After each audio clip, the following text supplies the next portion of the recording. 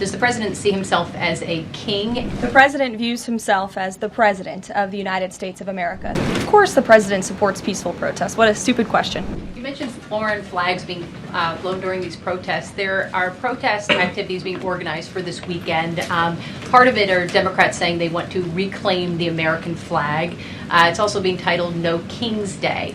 Does the president see himself as a king, and does the White House expect to see American flags being flown during these protests this weekend? The president views himself as the president of the United States of America. This is a constitutional republic, and we want to see all of our citizens be proud of the country in which they are given the privilege and the blessing to live. And I think that those images of foreign flags being waved by illegal criminals and by violent rioters in the face of cars blowing up and of flames in the city. I have photos of that here to show you.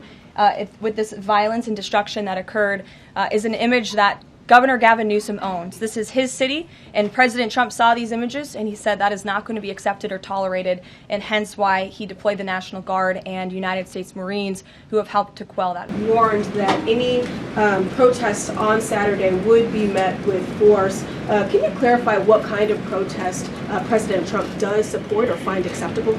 The president absolutely supports peaceful protests. He supports the First Amendment. He supports the right of Americans to make their voices heard. He does not support violence of any kind. He does not support assaulting law enforcement officers who are simply trying to do their job. It's very clear for the president what he supports and what he does not. Unfortunately for Democrats, that line has not been made clear, and they've allowed this unrest and this violence to continue, and the president has had to step in. So if there were peaceful protests on Saturday for the military parade, President Trump would allow that? Of course the president supports peaceful protests. What a stupid question.